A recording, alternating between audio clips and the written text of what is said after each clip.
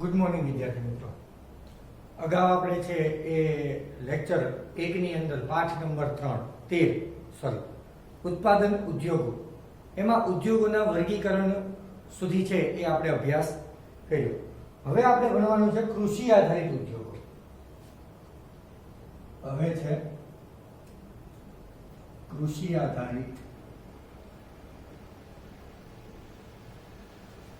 ઉદ્યોગો.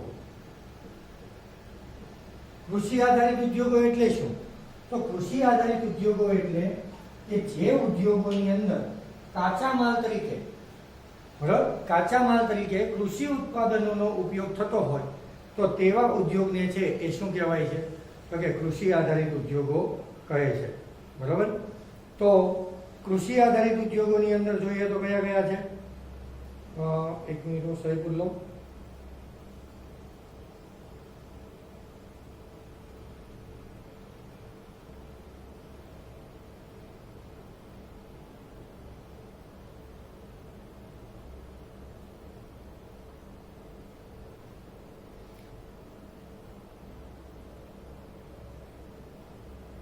તો કૃષિ આધારિત ઉદ્યોગોની અંદર વાત કરીએ તો સુતરાઉ કાપડનો ઉદ્યોગ, ત્યારબાદ શણનો ઉદ્યોગ, રેશમી કાપડ, ઊની કાપડ, ખાંડ, કાગળ વગેરે કૃષિ આધારિત પ્રવૃત્તિ પર દ્વારા પ્રાપ્ત થતા જે છે એ ઉદ્યોગો છે. એમાં આપણે પહેલો આજે જોવાનો છે એ છે સુતરાઉ કાપડનો ઉદ્યોગ. પહેલું ભણવાનું છે સુતરાઉ કાપડનો ઉદ્યોગ. શું કહે છે સુતરાઉ કાપડના ઉદ્યોગની અંદર? જોઈએ, ભારતની ઔદ્યોગિક અર્થવ્યવસ્થામાં વસ્ત્ર ઉદ્યોગનું પ્રમુખ સ્થાન છે. આ ઉદ્યોગ લગભગ 3.5 કરોડ લોકોને રોજગાર પૂરો પાડે છે. લગભગ 3.5 કરોડ લોકોને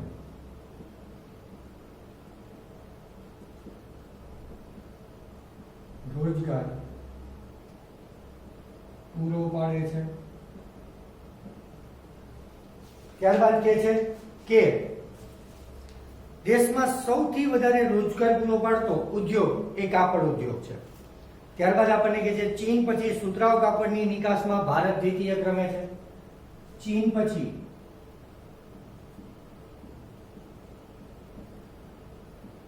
સુતરાઉ કાપડની નિકાસમાં ભારત બીજું છે. એટલે કે ચીનનો પહેલો નંબર છે નિકાસ કરવામાં.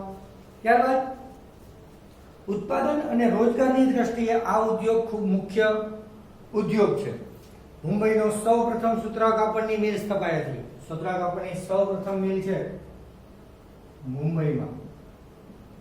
મુંબઈમાં સૌપ્રથમ મિલ સ્થપાઈ હતી. ત્યારબાદ કહે છે કે ત્યારબાદ ગુજરાતમાં અમદાવાદમાં શાહપુર મિલ તથા કેલિકો મિલની સ્થાપના થઈ. ત્યારબાદ ગુજરાતના અમદાવાદમાં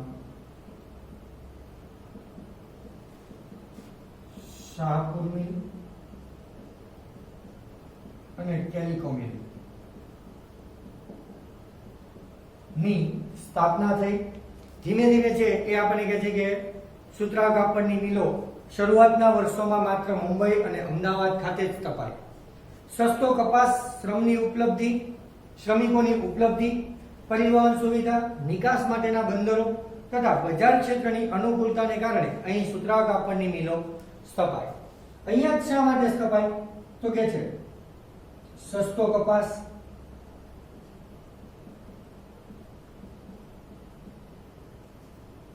શ્રમિકની ઉપલબ્ધિ,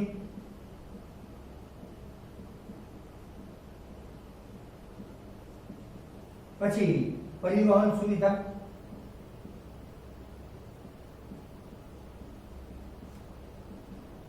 ત્યારબાદ કે છે કે નિકાસ માટેના બંદરો,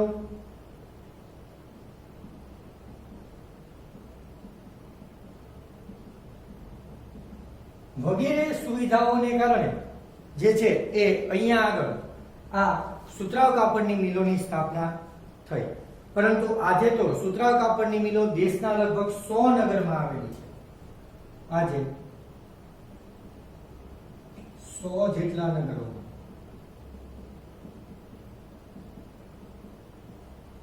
મિલો છે. એટલે કે પહેલા માત્ર મુંબઈ અને અમદાવાદ પૂરતી સીમિત હતી, પરંતુ આજે તો ભારતના 100 જેટલા નગરો એવા છે કે જ્યાં સુતરાઉ કાપડની મિલો આવેલી છે. હાલમાં ક્યાં ક્યાં છે તો એ લખતો નથી. મુંબઈ, અમદાવાદ, ભિવંડી, સોલાપુર, કોલ્હાપુર, નાગપુર, ઇન્દોર, ઉજ્જૈન સુતરાઉ કાપડના મુખ્ય અને પરંપરાગત કેન્દ્રો છે. મહારાષ્ટ્રમાં મુંબઈમાં વધુ સુતરાઉ કાપડની મિલો આવેલી છે. સૌથી વધુ મિલો ક્યાં છે સુતરાઉ કાપડની? તો કે મુંબઈમાં આવેલી છે. જેથી તેને સુતરાઉ કાપડનું વિશ્વ મહાનગર કહે છે. મુંબઈ છે, મુંબઈને સુતરાઉ કાપડનું વિશ્વ મહાનગર કહે છે. ત્યારબાદ આપણને કહે છે કે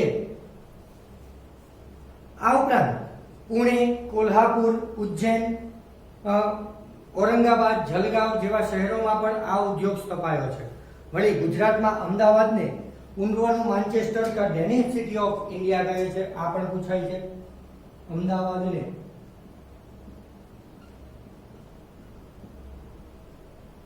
પૂર્વનું માન્ચેસ્ટર અને ડેનિમ સિટી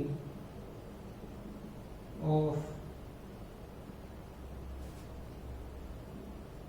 ઇન્ડિયા. જો અમદાવાદ છે એને, ગુજરાતના અમદાવાદને સુતરાઉ કાપડનું શું કહે છે તો કે પૂર્વનું માન્ચેસ્ટર અને ડેનિમ સિટી ઓફ ઇન્ડિયા કહે છે. આ બંને પ્રશ્નો છે પૂછાય છે કે ડેનિમ સિટી ઓફ ઇન્ડિયા તરીકે શું કયું શહેર જાણીતું છે? તો અમદાવાદ. અથવા પૂર્વનું માન્ચેસ્ટર પૂછે તો પણ અમદાવાદ જાણીતું છે. ત્યારબાદ જોઈએ તો આ ઉપરાંત ગુજરાતમાં વડોદરા, કલોલ, ભરૂચ, સુરત, પોરબંદર, ભાવનગર, રાજકોટ વગેરે શહેરોમાં પણ સુતરાઉ કાપડની મિલો આવેલી છે. તમિલનાડુમાં કઈ કઈ જગ્યાએ છે? તો તમિલનાડુમાં કોઈમ્બતુર મુખ્ય કેન્દ્ર છે અને ત્યારબાદ ચેન્નઈ અને મદુરઈ છે. કોઈમ્બતુર મુખ્ય કેન્દ્ર છે તમિલનાડુમાં, બાકી ચેન્નઈ અને મદુરઈમાં પણ સુતરાઉ કાપડના કેન્દ્રો છે. અંડરલાઈન કરતા જજો, આ પૂછાય છે, નકશાપૂર્તિમાં ખાસ કામ આવશે. પછી ઉત્તર પ્રદેશ રાજ્યની અંદર કઈ કઈ જગ્યાએ છે? તો કાનપુર, ઇટાવા, આગ્રા, લખનઉ વગેરે. મધ્યપ્રદેશમાં ઇન્દોર, ગ્વાલિયર, ઉજ્જૈન અને દેવાસ. પશ્ચિમ બંગાળમાં કોલકાતા, હાવડા, મુર્શિદાબાદ વગેરે. આ ઉપરાંત રાજસ્થાન, પંજાબ, હરિયાણા વગેરે રાજ્યોમાં પણ સુતરાઉ કાપડના ઉદ્યોગો આવેલા છે. ત્યારબાદ આજે કાપડ ઉદ્યોગ ઉત્તમ પ્રકારના કપાસની અછત, કાપડ ઉદ્યોગ ઉત્તમ પ્રકારના કપાસની અછત,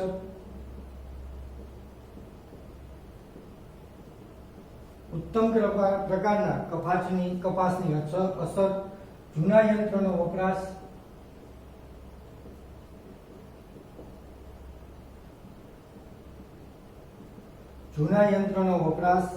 અનિયમિત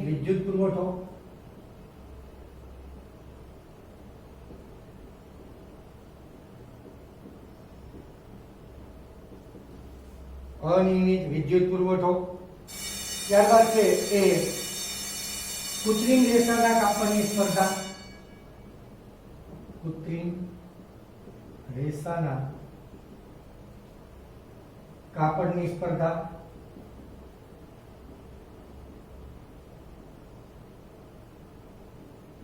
જેવી સમસ્યાનો સામનો કરે છે.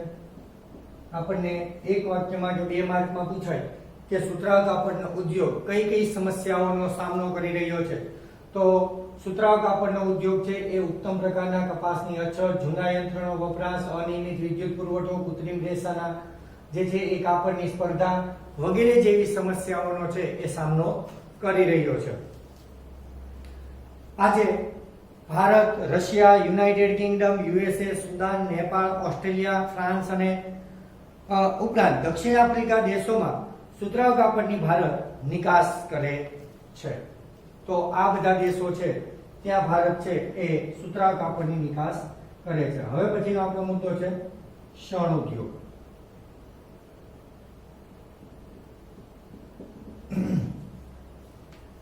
તો જોઈએ શણ ઉદ્યોગ. શણ એ બીજા ક્રમે આવતો ભારતનો સૌથી મુખ્ય ઉદ્યોગ છે. શણ અને શણમાંથી બનેલી ચીજ વસ્તુનું ઉત્પાદન ભારતનું પ્રથમ સ્થાન છે. શણના ઉત્પાદનમાં શણની ચીજોના ઉત્પાદનમાં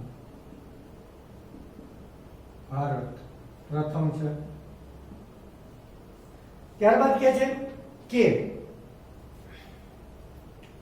શણની નિકાસમાં બાંગ્લાદેશ પછી વિશ્વમાં બીજો ક્રમ ભારતનો છે. નિકાસમાં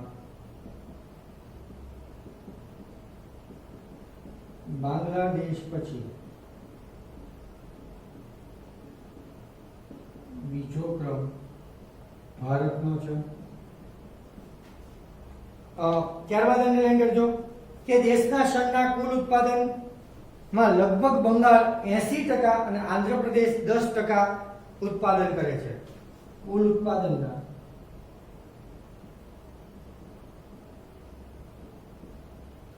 પશ્ચિમ બંગાળ 80% અને આંધ્રપ્રદેશ 10% ઉત્પાદન કરે છે. બાકીના જે છે અહીંયા 90% તો થઈ ગયું. બાકીના 10%માં છે બિહાર, ઉત્તર પ્રદેશ, મધ્યપ્રદેશ, ઓરિસ્સા, અસમ, ત્રિપુરા વગેરે શણનું ઉત્પાદન કરે છે.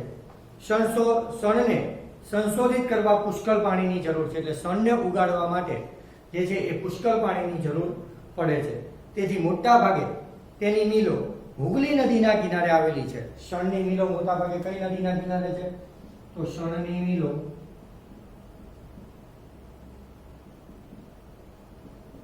હુગલી નદીના કિનારે આવેલી છે. કારણ કે એને પાણીની જરૂર ખૂબ જ પડે છે. આ પ્રશ્ન પણ એક વાક્યમાં પૂછાય છે કે શણની મિલો કઈ નદીના કિનારે આવેલી છે? તો હુગલી નદીના કિનારે આવેલી છે. વળી સસ્તો માનવ શ્રમ, બેંક અને વીમા સુવિધા ની નિકાસ માટેના બંદરોની સગવડતાને કારણે પશ્ચિમ બંગાળમાં આ ઉદ્યોગ કેન્દ્રિત થયો છે. શા માટે ભાઈ પશ્ચિમ બંગાળમાં છે? કારણ કે પશ્ચિમ બંગાળમાં છે એ માનવ શ્રમ સસ્તો મળે છે, બેંક અને વીમાની સુવિધા મળે છે અને નિકાસ માટે બંદરોની પણ સગવડ મળી રહે છે. આજે વિવિધ ચીજ વસ્તુના પેકિંગ અન્ય વિકલ્પોને કારણે શણની માંગમાં ઘટાડો થયો છે. વધુ ઉત્પાદન ખર્ચ તથા આંતરરાષ્ટ્રીય બજારમાં શણની ઘટતી જતી માંગ જેવી સમસ્યાનો સામનો એ શણ કરી રહ્યું છે. બે સમસ્યાનો સામનો કરી રહ્યું છે. કયું કે આજે જે છે એ શું થાય છે તો કે ઉત્પાદન ખર્ચ વધુ થાય છે અને આંતરરાષ્ટ્રીય બજારમાં શણની જે છે એ માંગ પણ શું થતી જાય છે તો કે ઘટતી જાય છે. આ બે સમસ્યાઓનો સામનો આજે શણનો ઉદ્યોગ કરી રહ્યો છે. ત્યારબાદ છે એ આપણો એની પછીનો મુદ્દો છે રેશમી કાપડ.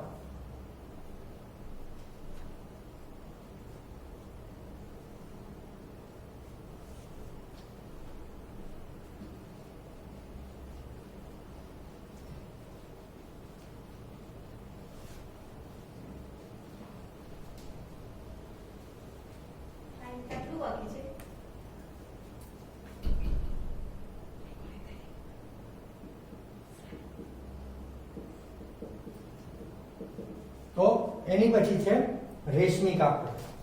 ભારતમાં રેશમી કાપડ ઉત્પાદનની સુદીર્ઘ પરંપરા રહી છે. ચીન પછી રેશમ ઉત્પાદન કરતો દ્વિતીય ક્રમ ધરાવતો દેશ ભારત છે.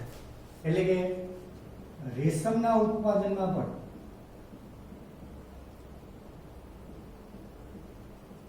ચીન પછી બીજો ક્રમ ભારતનો છે. વળી આપણને કહે છે કે ભારતમાં 4 પ્રકારના રેશમનું ઉત્પાદન થાય છે. ભારતમાં 4 પ્રકારના રેશમ છે. એમાં પહેલું તો કે ભાઈ શેતુર, બીજું ઈરી, પછી બીજું ટસર અને ચોથું મુગા. તો આમ ખાસ ધ્યાન રાખજો, આ પ્રશ્ન પૂછાય છે કે ભારતમાં રેશમી કાપડના છે એ રેશમના કેટલા પ્રકાર છે? તો 4 પ્રકારનો રેશમ ભારતમાં છે: શેતુર, ટસર, ઈરી અને મુગા. ત્યારબાદ વર્તમાન સમયમાં ભારતમાં 300 જેટલી રેશમી કાપડની વણવાની મિલો આવેલી છે. ભારતમાં 300 મિલો છે. ત્યારબાદ કે છે કે એ કર્ણાટક, મધ્યપ્રદેશ, પશ્ચિમ બંગાળ, તમિલનાડુ, પંજાબ, જમ્મુ કાશ્મીર માં કાચું રેશમ તૈયાર કરનાર મુખ્ય રાજ્યો છે. આ બધા રાજ્યો છે એ કાચું રેશમ તૈયાર કરે છે. ત્યારબાદ રેશમી વસ્તુની નિકાસ મોટા ભાગે યુરોપ, આફ્રિકા, મધ્ય પૂર્વના દેશોમાં મોટા ભાગે કરવામાં આવે છે. આ ઉપરાંત Germany, Singapore, USA, Kuwait, Malaysia અને રશિયા વગેરે દેશો પણ રેશમી કાપડની છે અથવા તો રેશમની છે એ નિકાસ કરે છે. આંતરરાષ્ટ્રીય બજારમાં ભારતીય રેશમને ચીનની તીવ્ર સ્પર્ધાનો અનુભવ કરવો પડે છે. જો ભારતના રેશમે છે એ ચીનના રેશમ સાથે સતત જે છે એ કોમ્પિટિશન કરવી પડે છે. ત્યાર પછીનો આપણો ઉદ્યોગ છે ઊની કાપડનો ઉદ્યોગ. બરાબર, તો એની પછીનો આપણો ઉદ્યોગ છે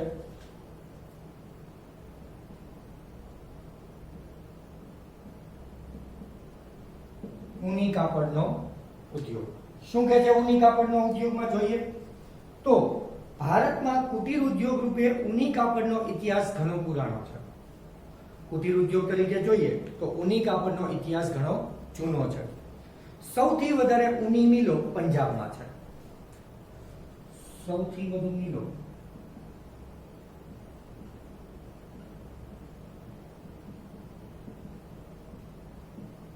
પંજાબમાં છે. ત્યારબાદ જોઈએ તો ત્યારબાદ મહારાષ્ટ્રનો ક્રમ આવે છે. બીજા નંબરે મહારાષ્ટ્ર, ત્યારબાદ મહારાષ્ટ્ર.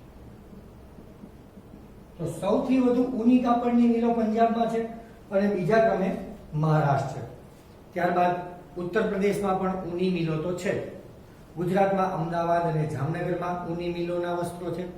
ગુજરાતમાં કઈ કઈ જગ્યાએ, હવે આ અંડરલાઈન કરતા જજો. આ નકશાપૂર્તિમાં જો કેન્દ્ર પૂછે ઉદ્યોગના એક કેન્દ્ર તરીકે અમદાવાદ જણાવો તો એ તમને ખબર પડે કે ગુજરાતમાં કઈ કઈ જગ્યાએ ઊની કાપડના કેન્દ્રો છે. તો ગુજરાતમાં 2, અમદાવાદ અને જામનગર. પંજાબમાં 3, ધારીવાલ, લુધિયાણા અને અમૃતસર. અંડરલાઈન કરજો. રાજસ્થાનમાં બીકાનેર, જયપુર તથા જમ્મુ કાશ્મીરમાં શ્રીનગર, કર્ણાટકમાં બેંગલુરુ એના મુખ્ય કેન્દ્રો છે. ઊનમાંથી બનેલા ગાલીચાનું નિર્માણ પણ ભારતમાં જ થાય છે અને Bharat America, Canada, Germany, France, Russia વગેરે દેશોમાં ઊની કાપડની નિકાસ પણ કરે છે. ત્યારબાદ નું કાપડ છે કૃત્રિમ કાપડ.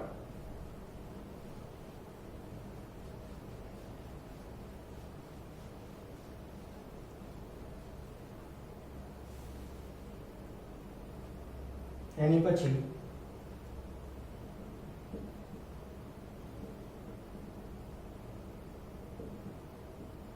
કૃત્રિમ કાપડ. તો શું કે છે? માનવ નિર્મિત રેસામાંથી બનેલું મજબૂત, ટકાઉ તથા કરચલી ન પડવાને કારણે આ ઉદ્યોગ પણ સારો વિકસ્યો છે. જો કૃત્રિમ કાપડ છે ને એ માનવી દ્વારા બનેલું છે. માનવ દ્વારા નિર્મિત રેસામાંથી બનતું મજબૂત કાપડ છે અને વળી લાંબો સમય ટકી પણ રહે છે અને એમાં ઇસ્ત્રી કરવી પડતી નથી, એટલે કરચલી પડતી નથી. તેથી તે ઉદ્યોગનો સારો એવો વિકાસ થયો છે. આપણે આજે સ્પોર્ટ્સના જે કપડાં જોઈએ છીએ એ મોટાભાગે કૃત્રિમ કાપડ છે. કપાસના રેસા સાથે કૃત્રિમ રેસા મેળવી અને મિશ્ર કાપડ તૈયાર થાય છે. કેરળ, મહારાષ્ટ્ર, ગુજરાત, ઉત્તર પ્રદેશ, પશ્ચિમ બંગાળ, તમિલનાડુ વગેરે આ ઉદ્યોગના મુખ્ય કેન્દ્રો છે. એમાં પણ ગુજરાતમાં જોઈએ તો સુરત, વડોદરા, કાનપુર, મુંબઈ, અમદાવાદ, કોલકાતા, ચેન્નઈ, મોદીનગર એ તેના ઉલ્લેખનીય કેન્દ્રો છે. ત્યારબાદ કે છે કૃત્રિમ કાપડ પછી ખાંડ ઉદ્યોગ. ખાંડ ઉદ્યોગ. તો ખાંડ ઉદ્યોગમાં જોઈએ તો શેરડીના રસમાંથી ગોળ બનાવવાનો ઉદ્યોગ ભારતમાં ઘણો પ્રાચીન છે. શેરડીમાંથી ગોળ બનાવવાનો ઉદ્યોગ તો લગભગ ઘણો બધો પ્રાચીન છે. ખેતી પર આધારિત ઉદ્યોગમાં કાપડ પછી બીજું સ્થાન ભારતમાં ખાંડ ઉદ્યોગનું છે. જો કૃષિ આધારિત ઉદ્યોગમાં જોઈએ તો પહેલા ક્રમે છે એ સુતરાઉ કાપડનો ઉદ્યોગ છે, ત્યારબાદ ખાંડનો ઉદ્યોગ આવે છે. હવે હું અંડરલાઈન કે લખતો એટલા માટે નથી વિદ્યાર્થી મિત્રો, કારણ કે હવે તમે આટલા બધા પાઠ ભણ્યા પછી તમને ખબર પડવી જોઈએ કે મુદ્દા કયા છે, ક્યાં છે, બરાબર? એટલે અંડરલાઈન કરતા જજો. શેરડીમાં રહેલી પાણીની માત્રા ઓછી ન થઈ જાય તે માટે શેરડી વાઢ્યા પછી 24 કલાકમાં જ તેનું પીલણ કરવું જરૂરી છે, નહીં તો તેમાંથી સમયાંતરે ખાંડનું ઉત્પાદન ઘટી જશે. હવે જો શેરડીમાં જેટલો રસ હશે એટલું ખાંડનું વધુ ઉત્પાદન થશે, પણ શેરડીને લાંબો સમય સુધી મૂકી રાખો તો એમાં રસનું પ્રમાણ ઘટી જાય છે. પરિણામે કહે છે કે શેરડીને વાઢી લીધા પછી એના 24 કલાકમાં જ એને છે એ પીલી અને એમાંથી રસ કાઢી અને ખાંડ બનાવી લેવાય છે.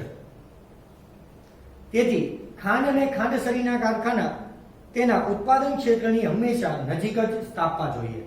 મહારાષ્ટ્ર, ઉત્તર પ્રદેશ, તમિલનાડુ, કર્ણાટક, આંધ્રપ્રદેશ, ગુજરાત વગેરે રાજ્યમાં ખાંડના કારખાનાઓ છે.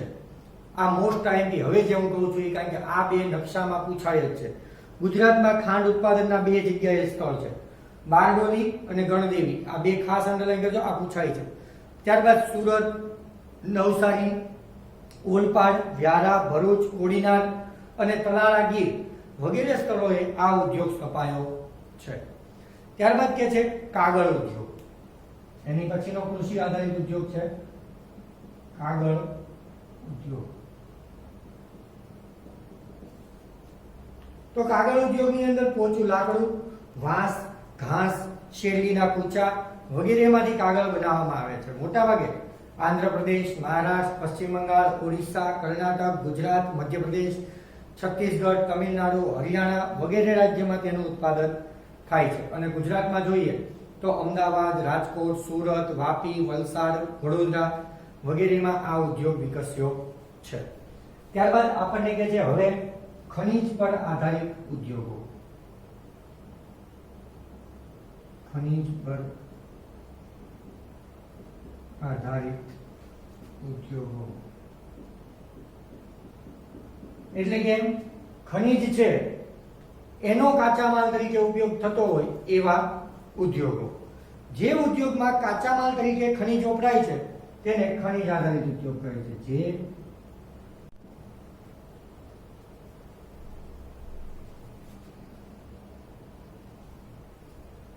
જે ઉદ્યોગમાં કાચા માલ તરીકે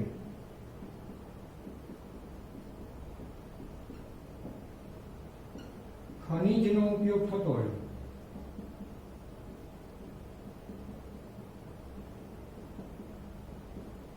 તેને શું કહે છે? ખનિજ આધારિત ઉદ્યોગ કહે છે.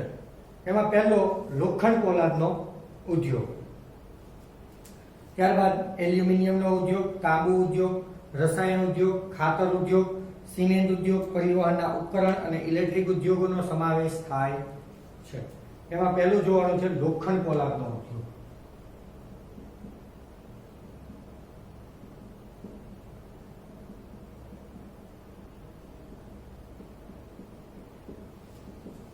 તો લોખંડ પોલાદનો ઉદ્યોગ જોઈ લઈએ. લોખંડ પોલાદ ઉદ્યોગ એ આધુનિક ઉદ્યોગ અને આર્થિક વિકાસની ધરી સમાન છે. કોઈ પણ દેશનો વિકાસ કરવો હોય તો લોખંડ પોલાદનો ઉદ્યોગ છે એ સૌથી સારો છે. તેના ઉત્પાદનોથી જ અન્ય ક્ષેત્રના ઉદ્યોગોના યંત્ર અને અન્ય સંરચનાનું નિર્માણ થાય છે. એટલે કે લોખંડ પોલાદના ઉદ્યોગ દ્વારા બીજા બધા ઉદ્યોગો છે એના યંત્રોનું નિર્માણ કરી શકાય છે. આ ઉદ્યોગ ચાવીરૂપ ઉદ્યોગ છે. ભારતમાં લોખંડ બનાવવાની પ્રક્રિયા ઘણી પ્રાચીન છે.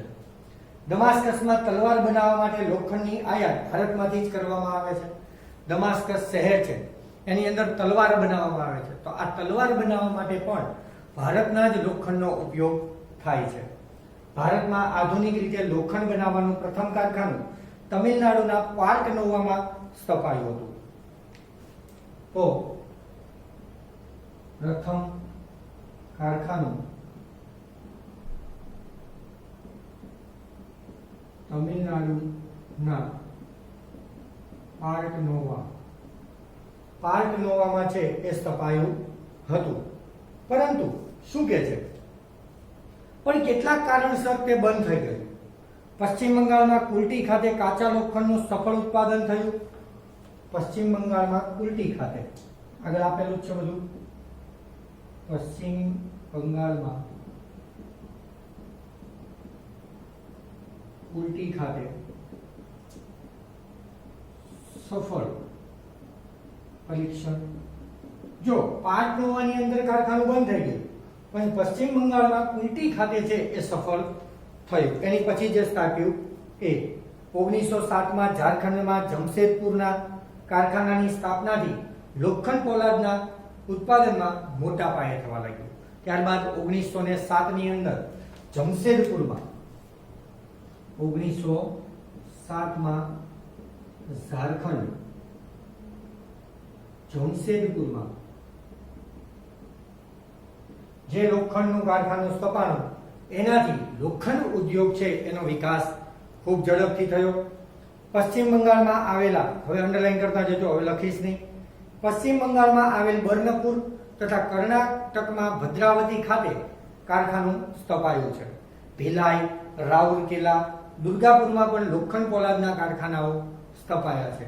ત્યારબાદ બોકારો, વિશાખાપટ્ટનમ, સેલમ વગેરે માટે પણ આધુનિક અને મોટા કારખાના સ્થાપવામાં આવ્યા છે.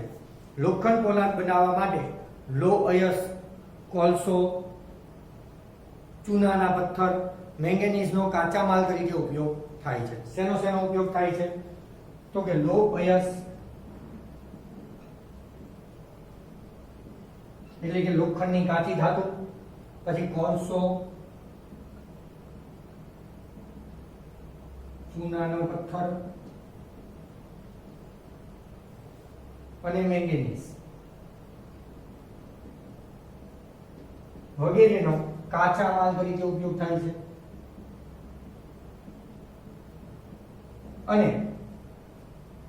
ખાસ મોસ્ટ આઈએમપી ગુજરાતમાં હજીરા પાસે મિલી સ્ટીલ પ્લાન્ટ સ્થાપિત થયો છે. ગુજરાતમાં કઈ જગ્યાએ? તો ગુજરાતમાં હજીરા ખાતે મિની સ્ટીલ પ્લાન્ટ. આપણને એવું પૂછાય છે ગુજરાતમાં કઈ જગ્યાએ મિની સ્ટીલ પ્લાન્ટ સ્થાપિત કરવામાં આવ્યો છે? તો હજીરા ખાતે. ટાટા સિવાયના લોખંડ પોલાદના કારખાનાનો વહીવટ એટલે કે Tata iron and steel company છે એનો વહીવટ નહીં, બાકી બધી જ કારખાનાનો ઉદ્યોગ છે એ વહીવટ છે એ Steel Authority of India Limited. તો Steel Authority of India Limited એટલે કે સેલ, SELE, સોરી SAIL છે, SAIL સેલ કંપની છે એના દ્વારા કરવામાં આવ્યો છે. લોખંડ પોલાદના ઉત્પાદનમાં વિશ્વમાં ભારતનું સ્થાન એ કેટલામું છે? 5મું છે. તો વિદ્યાર્થી મિત્રો, અહીંયા આપણે લોખંડ પોલાદના ઉદ્યોગ સુધી જોઈએ, પછી છે એ નેક્સ્ટ પીરિયડમાં આપણે આગળ ચલાવશું. તો અહીંયા સુધી રાખીએ છીએ. અસ્તુ, આભાર.